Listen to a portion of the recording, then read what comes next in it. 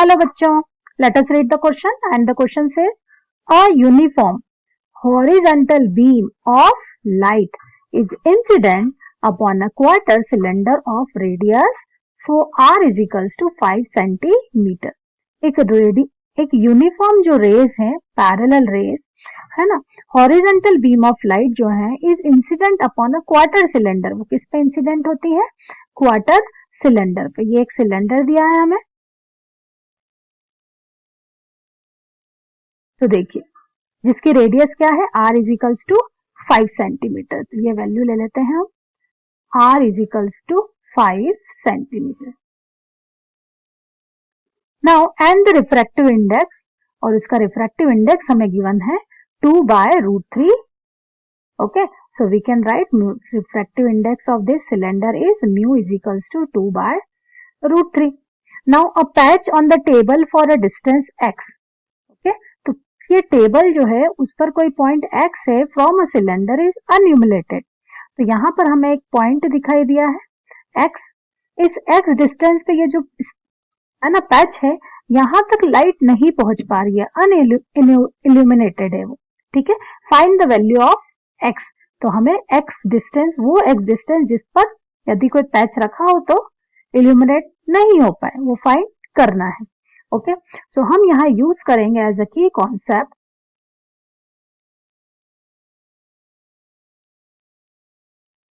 We will find a critical angle for this race.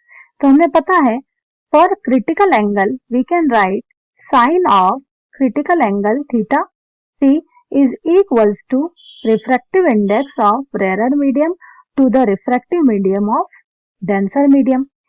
Okay, तो हमें पता है कि जब भी कोई रे, ठीक है, कहां से डेंसर टू रेयर मीडियम में ट्रेवल करती है तो it will bend away from light. ठीक है, ये हमेशा क्या हो जाएगी? Away from normal. ये नॉर्मल से अवे हो जाएगी.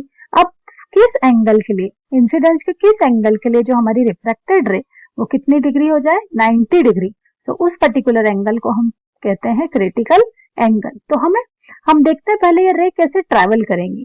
ओके, तो यहाँ पर ये हमें क्रिटिकल एंगल का कॉन्सेप्ट है जो यूज करना है, दैट विल बिकम अवर की कॉन्सेप्ट. चलिए अब सॉल्व करते हैं.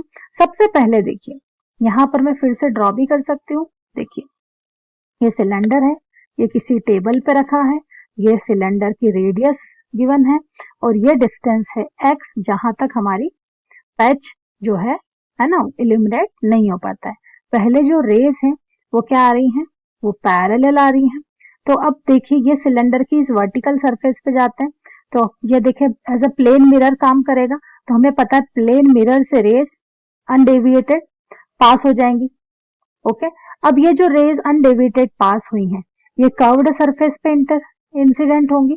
ओके, अब यहाँ पर जो हमारा म्यू है मीन्स ये डेंसर मीडियम है, correct, as compare to the air. ये मीडियम हमारा एयर है, जो कौन सा मीडियम है? रेयरर मीडियम है. सो डेंसर से रेयरर मीडियम है तो वो अवे फ्रॉम नॉर्मल ड्रॉ करेंगी. तो सबसे पहले चलिए हम ड्रॉ कर लेते हैं नॉर्मल. हमें पता है कि किसी भी कर्व सरफेस के लिए जो नॉर्मल होगा वो सेंटर से इस तरह से परपेंडिकुलर लाइन ड्रॉ करेगा, correct. So that will be our normal. ठीक है, यहाँ पर हम लिख देते हैं ये हमारा नॉर्मल है.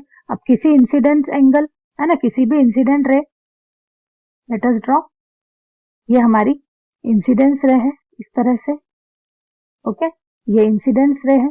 इंसिडेंट रे के लिए नॉर्मल है तो ये अवे फ्रॉम नॉर्मल.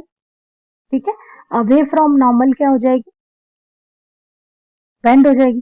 तो हम क्या देखते हैं कि ये जो एंगल बन रहा है, ये एंगल जो कहलाएगा वो हमारा इंसिडेंस एंगल कहलाएगा.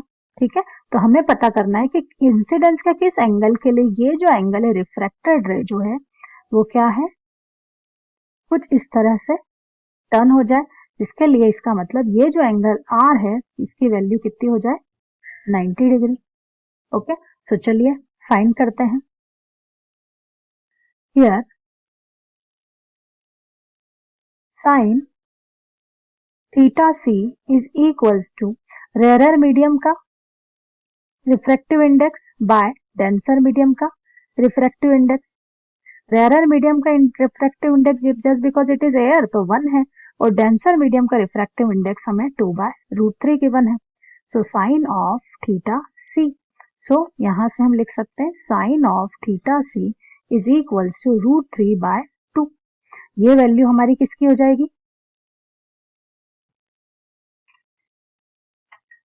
Is equals to sine of 60 degree. तो हम कह सकते हैं critical angle is equals to 60 degree. तो हम क्या यहां से समझ सकते हैं कि for any incidence angle greater than 60, अगर हमारा इंसिडेंस का एंगल 60 डिग्री से ज्यादा है, सो R will be, therefore refractive angle will become 90 degree. Means हम कह सकते हैं total internal reflection will take place. चलिए, तो लेट अस सपोज कि जो हमारा वैल्यू है इंसिडेंस का एंगल है वो 60 है, और जिसके लिए हमारी जो R है वो कितना हो जाती है, 90 डिग्री हो जाती है. अब हम बात करते हैं ये ट्राइंगल, अगर आप देखिए ये है A, यहाँ पर हम दे दें B और ये नाम दे दें हम C. ओके, तो ये हमारा 90 डिग्री हो गया, ये हो गया हमारा 90 डिग्री, करेक्ट. ये हो गया हमारा 60 डिग्री. तो अगर ये 60 है, दोनों रे पैरेलल है, हॉरिजॉन्टल है, तो यहाँ पर ये एंगल भी कितना हो जाएगा, 60 डिग्री. ओके, तो हम यहाँ से फाइंड कर सकते हैं. ओके, अब हमें क्या चाहिए, हमें डिस्टेंस चाहिए AC की. तो AC in our triangle ABC is an hypotenuse. Okay, so we will write in triangle ABC, let us find cos theta, और थीटा यहाँ पे एक्यूट एंगल कौन सा है, 60 degree. So cos 60 is equals to base upon perpendicular. Base क्या है हमारा, base है हमारा AB by base upon hypotenuse. Cos 60 is equals to base upon hypotenuse. So that will be B by H. AB base हो गया हमारा और hypotenuse हो गया हमारा AC. So let us write the value. AB की वैल्यू कितनी है हमारी, देखिए अगर this value is R, so definitely this value is also R. तो हम AB को लिख सकते हैं R by AC is given R plus X. Cos 60 की वैल्यू अगर अप्लाई कर दे, so 1/2 is equals to R by R plus X. So from here we can get R plus X is equals to twice of R. Alternatively we can get X is equals to R. लेकिन R की value हमें given है कितना, 5 centimetre, correct. तो हमारी जो distance of X है जिसके बाद हमें जो पैचेस हैं वहां वो एल्यूमिनेट नहीं हो पाएंगे, तो मैक्सिमम डिस्टेंस हमारी कितनी आ गई, 5 centimetre. I hope this solution will be helpful to you बच्चों. Thank you so much.